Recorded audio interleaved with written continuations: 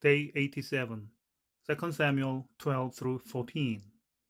David's repentance, and Solomon is born. 12.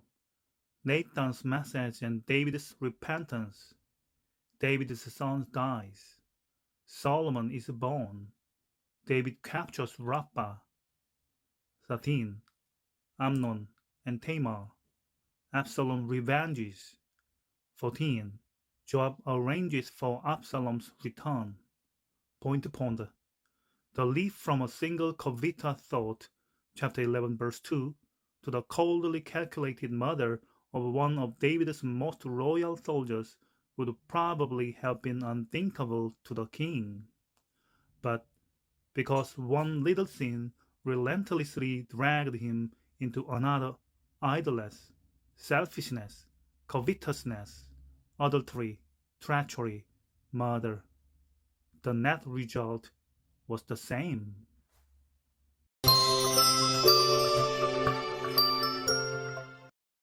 Chapter 12.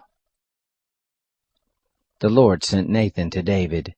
He came to him and said to him, There were 2 men in one city, the one rich and the other poor. The rich man had very many flocks and herds, but the poor man had nothing, except one little ewe lamb, which he had bought and raised. It grew up together with him and with his children. It ate of his own food, and drank of his own cup, and lay in his bosom, and was to him like a daughter. A traveler came to the rich man, and he spared to take of his own flock and of his own herd, to dress for the wayfaring man who had come to him. But he took the poor man's lamb, and dressed it for the man who had come to visit him. David's anger was greatly kindled against the man, and he said to Nathan, As the Lord lives, the man who has done this is worthy to die. He shall restore the lamb fourfold, because he did this thing, and because he had no pity. Nathan said to David, You are the man. This is what the Lord, the God of Israel, says. I anointed you king over Israel, and I delivered you out of the hand of Saul. I gave you your master's house, and your master's wives into your bosom, and gave you the house of Israel and of Judah. And if that would have been too little, I would have added to you many more such things. Why have you despised the word of the Lord, to do that which is evil in his sight? You have struck Uriah the Hittite with the sword, and have taken his wife to be your wife, and have slain him with the sword of the children of Ammon.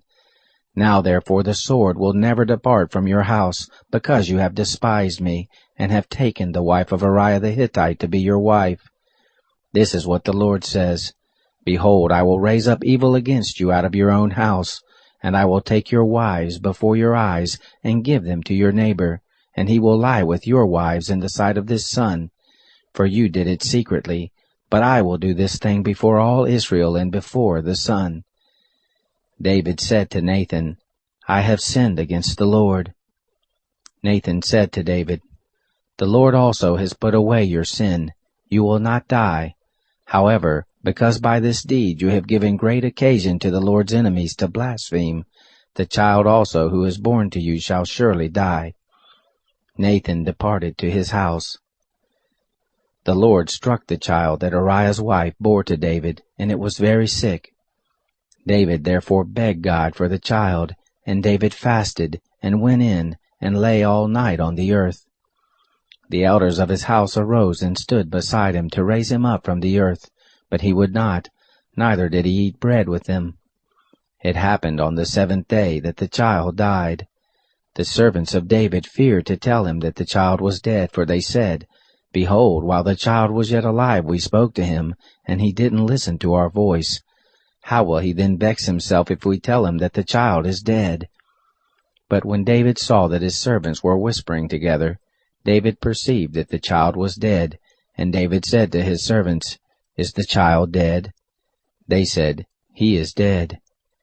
Then David arose from the earth, and washed, and anointed himself, and changed his clothing, and he came into the house of the Lord, and worshipped.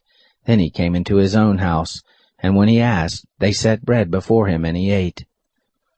Then his servants said to him, What thing is this that you have done? You did fast and weep for the child while it was alive, but when the child was dead, you did rise and eat bread.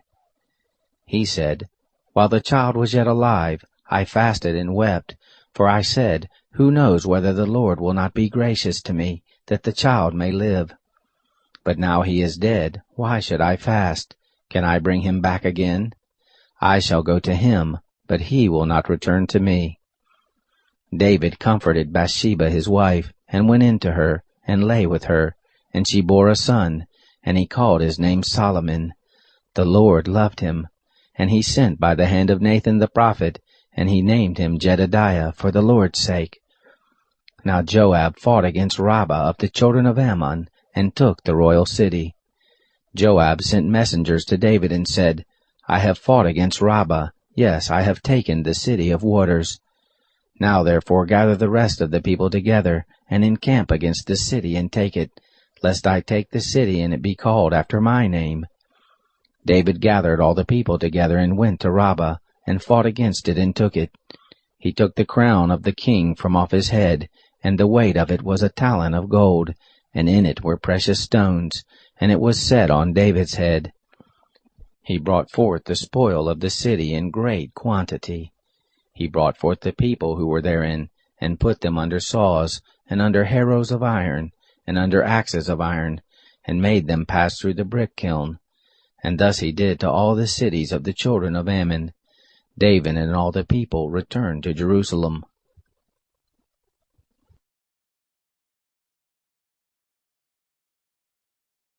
Chapter 13.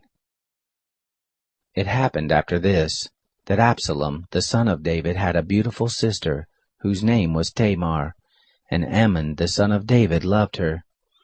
Amnon was so vexed that he fell sick because of his sister Tamar, for she was a virgin, and it seemed hard to Amnon to do anything to her. But Amnon had a friend, whose name was Jonadab, the son of Shemaiah, David's brother, and Jonadab was a very subtle man.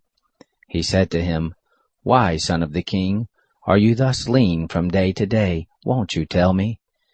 Amnon said to him, "I love Tamar, my brother Absalom's sister." Jonadab said to him, "Lay down on your bed, and pretend you're sick, and when your father comes to see you, tell him, 'Please let my sister Tamar come and give me bread to eat, and dress the food in my sight that I may see it, and eat it from her hand.'" So Amnon lay down and pretended to be sick, and when the king was come to see him, Amnon said to the king, "Please let my sister Tamar come, and make me a couple of cakes in my sight, that I may eat from her hand." Then David sent home to Tamar, saying, "Go now to your brother Amnon's house, and bring him food." So Tamar went to her brother Amnon's house, and he was laid down. She took dough and kneaded it, and made cakes in his sight, and did bake the cakes. She took the pan and poured them out before him, but he refused to eat. Amnon said, "Have all the men leave out from me." They went out every man from him. Amnon said to Tamar, "Bring the food into the chamber, that I may eat from your hand." Tamar took the cakes which she had made, and brought them into the chamber to Amnon her brother. When she had brought them near to him to eat, he took hold of her, and said to her, "Come, lie with me, my sister." She answered him, "No, my brother, do not force me, for such thing ought not to be done in Israel. Don't do this folly. Where shall I carry my shame? And as for you, you will be as one of the fools in Israel. Now therefore please speak to the king, for he will not withhold me from you." However, he would not listen to her voice, but being stronger than she, he forced her, and lay with her. Then Amnon hated her with exceeding great hatred, for the hatred with which he hated her was greater than the love with which he had loved her. Amnon said to her, "Arise, be gone." She said to him, "Not so, because this great wrong in putting me forth is worse than the other you did to me." But he would not listen to her. Then he called his servants who ministered to him, and said, "Put now this woman out from me, and bolt the door after her."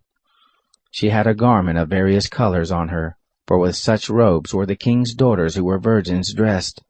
Then his servant brought her out, and bolted the door after her.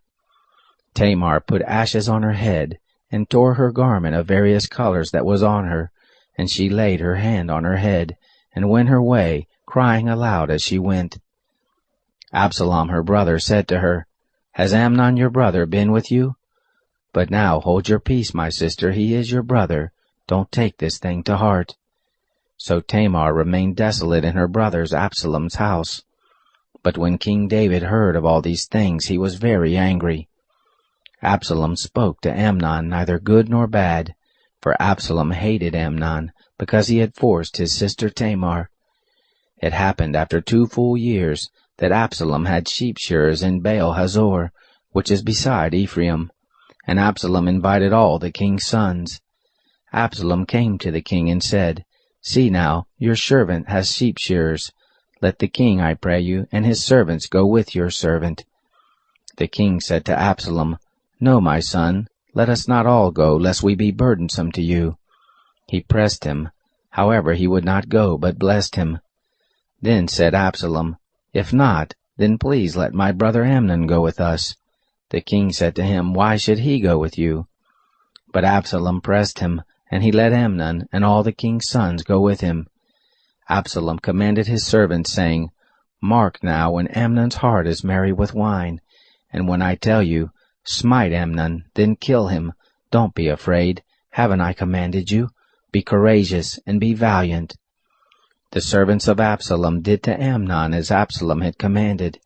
Then all the king's sons arose, and every man got him up on his mule and fled. It happened, while they were in the way, that the news came to David, saying, "Absalom has slain all the king's sons, and there is not one of them left." Then the king arose and tore his garments, and lay on the earth, and all his servants stood by with their clothes torn. Jonadab, the son of Shemaiah, David's brother, answered, "Don't let my lord suppose that they have killed all the young men, the king's sons, for Amnon only is dead. For by the appointment of Absalom, this has been determined from the day that he forced his sister Tamar. Now therefore don't let my lord the king take the thing to his heart, to think that all the king's sons are dead, for Amnon only is dead." But Absalom fled. The young man who kept the watch lifted up his eyes and looked, and behold, there came much people by the way of the hillside behind him. Jonadab said to the king, "Behold, the king's sons are come, as your servant said, so it is." It happened, as soon as he had made an end of speaking, that behold, the king's sons came, and lifted up their voice and wept, and the king also and all his servants wept very greatly. But Absalom fled, and went to Talmai, the son of Ammihur, king of Geshur. David mourned for his son every day. So Absalom fled and went to Geshur, and was there 3 years. The soul of King David longed to go forth to Absalom, for he was comforted concerning Amnon, seeing he was dead.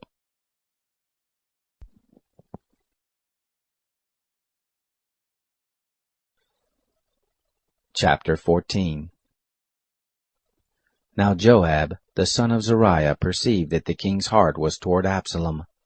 Joab sent to Tekoa, and fetched there a wise woman, and said to her, "Please act like a mourner, and put on mourning clothing.